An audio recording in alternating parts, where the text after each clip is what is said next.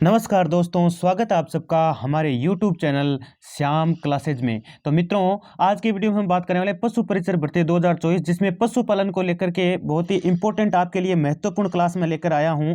Part B की मैं बात कर रहा हूं। तो किसी कैंडिडेट ने यदि पार्ट बी में कुछ भी अब तक नहीं पढ़ा है तो वो सारा का सारा इस एक वीडियो से आप है ना कवर कर जाने वाले हैं, क्योंकि मैं पूरी की जो पूरी किताब है आपकी, यानी पशुपालन वाली जो पूरी किताब है उस पूरी का एनालिसिस करूंगा इस वीडियो में। पूरी जो किताब है उसके सारे के सारे महत्वपूर्ण प्रश्न मैं लेकर आया हूं। तो एक ही क्लास में लगभग आपकी ये 30 मिनट की क्लास होने वाली है। 30 मिनट की क्लास में हम वो सारे के सारे महत्वपूर्ण प्रश्न करने वाले हैं, और ऐसी और भी क्लासें पशु परिचर की मतलब मैं लगाता रहूंगा हमेशा, और आपको मिलता रहेगा। तो पशुपालन पूरा का पूरा है वो यहाँ से आपको तैयार हो जाना है, पूरा का पूरा कंप्लीट तैयार करवाऊंगा। पार्ट बी की बात कर रहा हूँ, इसमें आपके पशुपालन से 45 में से 45 नंबर आप यहाँ से लेकर जा सकते हैं। तो ध्यानपूर्वक आपको देखना है और ध्यान से आपको पढ़ना है, ठीक है। तो चलिए टाइम को वेस्ट नहीं करते हुए शुरू करते हैं। लेकिन शुरू करने से पहले एक छोटा सा और निवेदन है आप सभी से कि यदि आप चैनल पर नए विजिट कर रहे हैं तो चैनल को कर लीजिएगा सब्सक्राइब, जिससे कि हर एक आपको यहां से जानकारी मिलती रहे और हर एक क्लास के लिए आप हमेशा के लिए तैयार रहें, जिससे कि आपको तैयारी पूरी अच्छे से कर सकें। तो चलिए टाइम को वेस्ट नहीं करते हुए शुरू करते हैं। और उससे पहले एक चीज़ और कि ये नंबर देख रहे हैं आप, मोबाइल नंबर देख रहे हैं, यदि किसी भी कैंडिडेट को बुक लेनी हो तो ये मेरे मित्र हैं योगेश, इनका नाम है योगेश। इस पर आप मैसेज कर सकते हो, इस नंबर पे आप मैसेज कर दो, आपको बुक मिल जाएगी यहाँ से, ठीक है ना। जिसको भी बुक लेनी हो तो बुक के लिए इस नंबर पे मैसेज कर सकता है, आपको वो मिल जाएगी, ठीक है। मेरे मित्र जो योगेश हैं उनको केवल मैसेज करना, आपको ये ग्रुप में जोड़ लेंगे, और ओल्ड जो पेपर हैं वो भी आपको यहाँ से उपलब्ध करवा दिए जाएंगे, ठीक है। तो चलिए टाइम को वेस्ट नहीं करते हुए शुरू करते हैं। चलिए पहला ही प्रश्न आपका कि राजस्थान पशु विभाग की स्थापना कब हुई। पहला प्रश्न क्या है आपके लिए कि राजस्थान पशुपालन विभाग की स्थापना कब हुई। तो ये इसमें जैसा कि आप देख पा रहे हैं ऑप्शन आपको देखने को मिल रहे हैं 1956, 50, 57 और एक नीचे एक ऑप्शन हो रहा है 1961। तो इसमें आपका करेक्ट कौन सा हो जाने वाला है। तो इसमें आपका करेक्ट हो जाने वाला है मित्रों ये 1957। और पूछे कि कहाँ हुई थी स्थापना, तो कहाँ हुई थी, ये हुई थी जयपुर के अंदर। कहाँ हुई थी, जयपुर में ये स्थापना हुई थी, और 1957 में ये स्थापना हुई थी, ठीक है। और इसके अतिरिक्त मोदी वो जो मतलब अपने है ना डेयरी वाला जो है ना वो अलग से है, ठीक है। और इसके अतिरिक्त मैं आपको बता दूं दूसरा प्रश्न आपके लिए यहाँ पर आ जाता है, राजस्थान में सर्वप्रथम पशु गणना कब की गई थी। भाई सर्वप्रथम सबसे पहले पशु गणना कब की गई थी राजस्थान में। तो पशु गणना सबसे पहले की गई थी 1919 से 1920 के बीच में। देखो 1920 की यदि हम बात करें तो वो तो केवल अप्रैल तक का समय था, बाकी पूरा का पूरा 1919 का पूरा समय था, इसलिए सही माना जाता है 1919। यदि इतना सही ऑप्शन लिखा हुआ जाता है तो 1919 आपको सही करके आना है, ठीक है ना। और अप्रैल कहाँ तक गया था, 1920 अप्रैल तक गया था ये, ठीक है। तो 1919 से 1920 तक पशु गणना आपके यहाँ पर हुई थी। अगले प्रश्न की बात करते हैं मित्रों। तो इसमें है भेड़ की सबसे ऊंची नस्ल कौन सी है। भेड़ की जो सबसे ऊंची नस्ल है वो कौन सी है। तो भेड़ की सबसे ऊंची नस्ल कौन सी है मित्रों। इसमें देखो आप देख पा रहे हैं 3-4 ऑप्शन आपको देखने को मिल रहे हैं, मारवाड़ी, जैसलमेरी, चोकला और नीलोर। अब चोकला तो नहीं है भाई, चोकला तो मेरिनो भेड़ को कहते हैं ना, है ना। तो ये तो वैसे भी नहीं है, और जैसलमेरी भी नहीं आएगा, नए मारवाड़ी ये आएगा नीलोर। अब कई जगह नीलोर ऐसे भी लिखा हुआ आता है ऐसे, तो वो भी आपको सही कर देना है, मतलब यहाँ पे आधा ले और होता है इसमें नीलोर। तो नीलोर आपका क्या हो जाने वाला है, करेक्ट हो जाने वाला है। और इसके बाद में बात करें हम वर्ष 2019 में कौन सी पशु गणना की गई थी। भाई वर्ष 2019 की बात चल रही है, और मैं बता दूं आपको कि जो पशु गणना होती है वो हर 5 साल से होती है। कितने साल से होती है, 5 वर्ष से ये पशु गणना की जाती है, 5 वर्ष, ठीक है। तो 5 वर्ष से की जाती है। 2019 से आप कैलकुलेट करके देख लेना कि अब 2019 में कौन सी थी, पहले कब हुई थी, 1919 में हुई थी, ठीक है। उसके बाद में आप 5-5 काउंट करके देखेंगे तो आपको मिल जाएगा, उत्तर मिल जाएगा इसका 20वीं। तो ये कौन सी पशु गणना की गई थी 2019 में, ये 20वीं की गई थी, 20 इसका करेक्ट हो जाने वाला है, ठीक है, डी इसका करेक्ट है। अगले प्रश्न में चलते हैं हम, गाय का गर्भकाल होता है। तो गाय का गर्भकाल कितना होता है भाई। अब देखो जो आरबीसी की बुक है, जो आरबीसी की बुक है वो तो गाय के गर्भकाल को मानती है, कितना, गाय के गर्भकाल को मानती है 282 लिखा हुआ होता है उसमें, लेकिन लगभग एचटी जिसके आसपास ही लेते हैं, ये आपका करेक्ट हो जाने वाला है। एनसीईआरटी के अनुसार यही सही है, और आजकल यही माना जा रहा है, और यही आपको करके आना है। 280 दिन सही है इसका, ठीक है। तो इसका सी सही हो जाने वाला है, ठीक है मित्रों, क्योंकि कई जगह 282 लिखा हुआ मिलता है, 278 79 भी मिलेगा आपको, ठीक है ना। और आरबीएससी की बुक 282 लिखती है, जबकि एनसीईआरटी क्या मानती है, 280 दिन, और यही अब सही माना गया इसको, ठीक है ना। तो 280 दिन आपको कर देना है इसमें, 280 दिन इसका करेक्ट आंसर हो जाना है। ठीक है, और इसके बाद में हम बात करते हैं अगला प्रश्न आपके। तो अगला प्रश्न आ जाता है, गाय की कौन सी नस्ल का दूध सबसे मीठा होता है? तो आप देख पा रहे हैं 4 ऑप्शन है, साहिवाल, कांकरेज, नागौरी, हेलिकर। तो होलिकर, इनमें से कौन सा मतलब करेक्ट है भाई? तो कौन सी नस्ल का दूध सबसे मीठा होता है? मीठा दूध जो होता है ना, वो होता है आपके सबसे पहले ऊपर ही ऊपर लिखा देख पा रहे हैं आप, साहिवाल। तो इस नस्ल की जो गाय होती है उसका दूध सबसे मीठा होता है मित्रों। और हम बात करें अगले प्रश्न की, जिसमें लिखा है राजस्थान में डेयरी विभाग की स्थापना कब हुई? मैंने कहा था ना आपको कि डेयरी विभाग का प्रश्न भी आपसे पूछा जा सकता है। तो डेयरी विभाग की स्थापना हुई थी आपके, अब 4 ऑप्शन है, 1975, 65, 90 और एक 1980। तो इसमें आपके करेक्ट हो जाने वाला कौन सा? 1975, ये आपका करेक्ट है। ठीक है, चलिए अगले प्रश्न की ओर चलते हैं। अगला प्रश्न है, भेड़ की किस नस्ल को राजस्थान की मेरिनो कहा जाता है? तो कोई भी बता देगा यार, ये तो है ना। जो चोकला है, अभी आया था एक ऊपर प्रश्न आया था, उसमें ऑप्शन मिला था चोकला देखने को। तो चोकला जो भेड़ है उसको क्या कहते हैं? राजस्थान की मेरिनो कहा जाता है। तो राजस्थान की मेरिनो किसको कहते हैं? चोकला भेड़ को कहते हैं। तो इसका आपका सी करेक्ट हो जाने वाला है। ठीक है, इसके अतिरिक्त बात करें हम, किस पशु के दूध का मावा उत्तम किस्म का होता है? तो ये तो आप है ना किसी से भी पूछ लो, राह चलते व्यक्ति से पूछ लेना, वो भी बता देगा आपको कि किस पशु के दूध का मावा जो है वो उत्तम होता है। सबको पता है किस किस्म, बताओ कौन से का होता है। अब इसमें देखो क्या क्या लिखा है, भेड़ लिखा है, भैंस लिखा है, बकरी, गाय। तो भैंस जो होती है ना अपने, तो पशु के ये जो भैंस है, भैंस का जो मावा है वो उत्तम किस्म का होता है, सबसे उत्तम इसी का माना गया है। ठीक है ना, ये होता है भाई। ठीक है, और इसके अतिरिक्त जसवंत पशु मेला किस जिले में लगता है? अब जसवंत पशु मेला पूछा है आपसे कि कौन से जिले में लगता है जसवंत पशु मेला।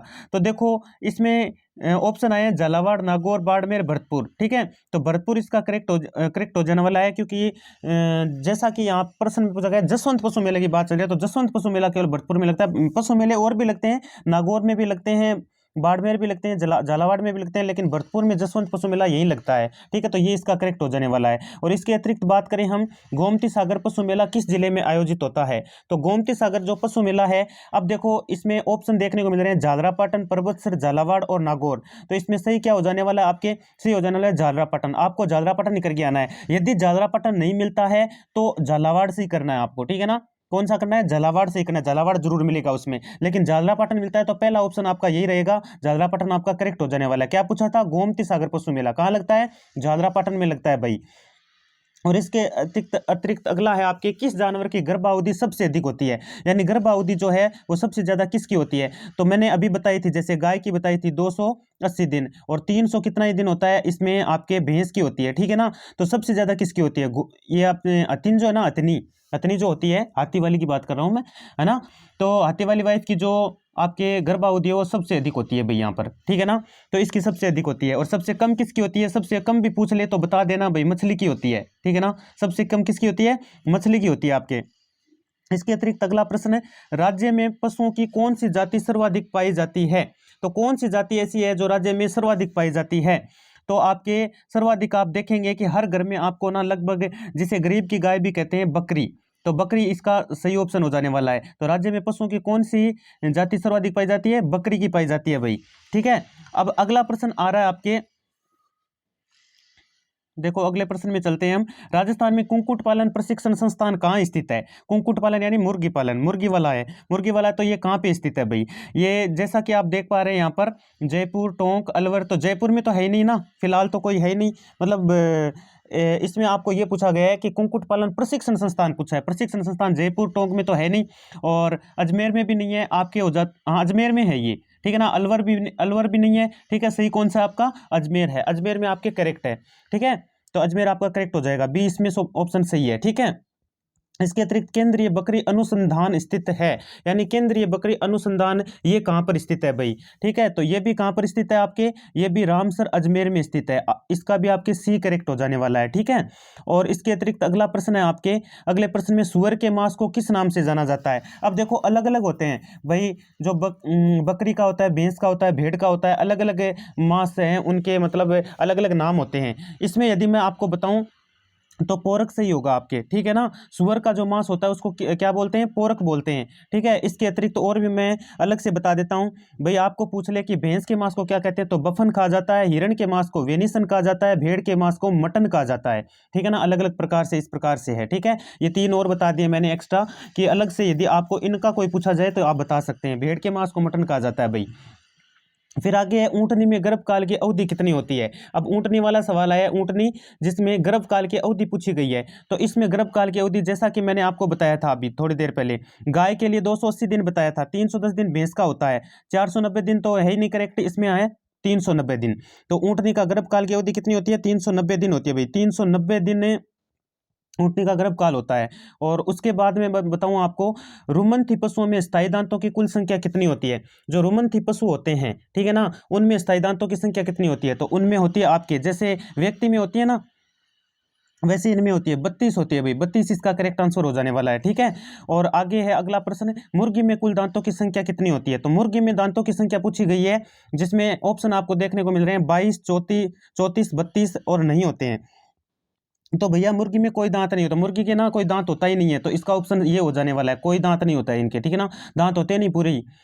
निम्न में राजस्थान का पशु घनत्व कितना है। अब आपको राजस्थान का पशु घनत्व पूछा है भाई इसमें, ठीक है। तो राजस्थान का जो पशु घनत्व है, अब देखो पास पास आपको देखने को मिल रहे हैं 170, 169, 168, 165, तो इसका सही हो जाने वाला है 169। फिलहाल तो राजस्थान में पशु का जो घनत्व है 169 है, ठीक है ना, वर्तमान में भी, ठीक है। और बात करें केपरा हिरकस किस पशु का वैज्ञानिक नाम है, यानी केपरा हिरकस जो है वो किस पशु को कहते हैं, तो जो गरीब की गाय होती है उसी को कहते हैं, बकरी को कहा जाता है भाई, बकरी इसका करेक्ट आंसर हो जाना है। केपरा हिरकस किसको बोलते हैं, बकरी को बोलते हैं, ये वैज्ञानिक नाम है इसका। और इसके साथ ही मैं बताऊं आपको, तो राष्ट्रीय पशु आनुवंशिक संस्था ब्यूरो के अनुसार भारत में पशुओं की कुल कितनी नस्लें पंजीकृत है, यानी ये राष्ट्रीय पशु आनुवंशिक संस्था ब्यूरो के अनुसार पूछा गया है यहाँ पर, ठीक है ना। अब अलग अलग तरीके से 2-3 तरीके से पूछा जाता है वैसे तो, ठीक है ना। आपको इसमें राष्ट्रीय पशु आनुवंशिक संस्था ब्यूरो के अनुसार भारत में पूछा गया है, तो इसमें है आपके 212 करेक्ट हो जाने वाला है। कितना करेक्ट होने वाला है, कितनी नस्लें हैं, 212 नस्लें हैं यहाँ पर, ठीक है मित्रों। अगला प्रश्न आपके आ जाता है, विदेशी गायों में सबसे लंबा दूध का गाय किस नस्ल का होता है, यानी दूध का बताना है आपको, कौन सी ऐसी गाय है, यानी कौन सी ऐसी गाय की नस्ल है जिसमें लंबा दूध काल, मतलब लंबे समय तक वो दूध देती है, तो वो देती है आपकी जर्सी, ठीक है ना। वो कहते हैं ना जर्सी भाई, ये टी शर्ट के लिए नहीं लिखा है जर्सी, जर्सी एक गाय की नस्ल है उसके लिए लिखा गया है। तो सबसे लंबी, जैसे आपकी कोई टी शर्ट चलती है ना, वैसे जर्सी गाय जो है वो लंबे समय तक दूध देती है भाई, ठीक है, ये नस्ल है। और अगला प्रश्न है आपके, भारत में कुल पंजीकृत गायों की नस्लें कितनी है। भारत जो है अपने पूरे भारत का पूछा है, इसमें पूरे भारत का पूछा है, राजस्थान की बात नहीं कर रहा हूं मैं। तो इसमें पंजीकृत गायों की नस्लें कितनी है, तो टोटल फिलहाल के लिए अभी वर्तमान में कितनी है, 53 नस्लें हैं। भारत में कुल पंजीकृत गायों की नस्लें कितनी है, 53 है, ठीक है ना। क्योंकि 40, 45, 55 मत करके आ जाना, भारत के लिए पूछा गया, ये राज्य राजस्थान के लिए नहीं पूछा गया, केवल भारत के लिए पूछा गया। तो भारत में कितनी है फिलहाल वर्तमान में, 53 है। इसके अतिरिक्त बात करें, किस नस्ल की भैंस के सिर पर टिक्का होता है, कौन सी नस्ल की भैंस होती है जिसके सिर पर आपके टिक्का पाया जाता है, टिक्का होता है बीच में, जैसे माथे में ना एक टिक्का लगा हुआ होता है, तो कौन सी नस्ल है ऐसी भैंस की जिसमें आपके सिर पर टिक्का पाया जाता है। तो सिर पर टिक्का मुर्रा, मेहसाणा, जाफरवादी और नीली रावी, लास्ट वाला ऑप्शन है आपका, तो लास्ट वाला ऑप्शन सही हो जाएगा इसमें। नीली रावी जो आपके भैंस होती है उसके सर में क्या होता है, टिक्का होता है भाई, माथे में टिक्का लगा होता है उसके। भारत में भैंसों की कुल नस्ल कितनी पंजीकृत है, और भारत में बात करें भैंसों की नस्लों की, कितनी ऐसी नस्लें हैं जो पंजीकृत हैं फिलहाल के लिए, तो केवल भैंस के लिए पूछा और भारत के लिए पूछा है, भारत में पूछा है, तो कितनी है, 20 नस्लें ऐसी है जो पंजीकृत हैं फिलहाल के लिए। और उसके बाद हम बात करें, भैंस के दूध का सफेद रंग किस कारण होता है। भैंस का जो दूध होता है उसका रंग सफेद होता है भाई, किसके कारण से होता है, ठीक है ना। तो इसमें होता है ये केसिन की वजह से। और पीले रंग का क्यों होता है, वो कैरोटीन की वजह से। और भैंस के दूध का सफेद रंग किस कारण है, केसिन की वजह से होता है। तो इसका आपका क्या सही हो जाना है, बी करेक्ट हो जाना है। और उसके साथ ही बकरी के मांस को किस नाम से जाना जाता है, बकरी का जो मांस है उसको किस नाम से जाना जाता है भाई। तो जैसा कि मैंने अभी बताया था, भेड़ वाला बताया था मैंने आपको, ये मटन होता है, ठीक है ना। बीफ भी बताया था मैंने, चिकन भी मैंने आपको बता दिया था, ये होता है चेवन, ठीक है। बकरी के मांस को किस नाम से जानते हैं, चेवन के नाम से बकरी के मांस को जाना जाता है भाई। तो पूरी की पूरी जो आपके पशुपालन वाली किताब है उस पूरी का मैं एनालिसिस लेकर आया हूं। तो वीडियो को छोड़कर मत जाइएगा, पूरा देख लीजिएगा, क्योंकि 30 मिनट आपके पास होंगे, सबके पास आराम से 30 मिनट दे सकते हो आप। मल्लीनाथ पशु मेला किस स्थान पर लगता है? मल्लीनाथ जो पशु मेला है आपके, मल्लीनाथ जी का जो पशु मेला है वो कहाँ पर लगता है? तो तिलवाड़ा। और तिलवाड़ा कहाँ है आपके? बाड़मेर में। तिलवाड़ा में लगता है भाई, तिलवाड़ा आपको सही करके आना है। और तिलवाड़ा कहाँ पर पड़ता है आपके? बाड़मेर में पड़ता है। मेले तो और भी लगते हैं, परबतसर, मानसर, नौर लगते हैं। नौर में तो गोगामेड़ी का मेला लगता है भाई, गोगा में वो गोगा पशु मेला लगता है ना, उसको वो तो लगता है नौर में आपके। और बाड़मेर तिलवाड़ा में किसका लगता है? जैसा कि मैंने अभी अभी आपको बताया है, मल्लीनाथ जी पशु मेला कहाँ पर लगता है? तिलवाड़ा में। और ये तिलवाड़ा कहाँ है? बाड़मेर में। तो हो सकता है ये ऐसे पूछ ले, बाड़मेर लिखा हुआ आ जाए, तो वैसे करके आ जाना आपको, ठीक है। और 20वीं पशु गणना के आंकड़े कब जारी किए गए? 20वीं जो पशु गणना है उसके आंकड़े कब जारी किए गए? तो उसके आंकड़े देखो, 4 ऑप्शन है। 1 अक्टूबर 2018, 16 अक्टूबर 2019, 10 अक्टूबर 2019 और 15 अक्टूबर 2018। तो इसमें आपका करेक्ट हो जाना है कौन सा? 16 अक्टूबर 2019, ये आपका सही है, ठीक है। और इसके बाद में अगला प्रश्न है आपके, चलो ये कंप्लीट कर देते हैं यहाँ पर। एक बार फिलहाल के लिए 25% लेके आया था मैं, 25 से 30%, वो मैंने आपको सारे करवा दिए हैं। आशा करता हूँ आपको वीडियो अच्छा लगा होगा। कमेंट बॉक्स में जरूर बताइएगा कि आपको ये क्लास कैसी लगी। लगभग लगभग मैंने पूरी किताब से अच्छे अच्छे प्रश्न उठा के आपको बताए हैं। और मैंने क्या कहा था, मैं कह रहा हूँ आपको जीरो से स्टार्ट किया। मैंने कहाँ से स्टार्ट किया है? जीरो से स्टार्ट किया है। और जीरो से स्टार्ट करने का मतलब है कि हम मतलब लो लेवल से लेकर के हाई लेवल तक जाने वाले हैं, ठीक है। तो पूरे के पूरे ऐसे ही वीडियो आपको रोजाना मिलने वाले हैं। और साइंस की क्लास है वो शाम को आपको मिल जाएगी 5, 6, 7 बजे के आसपास। साइंस की क्लास भी मिल जाने वाली है मित्रों, ठीक है। धन्यवाद।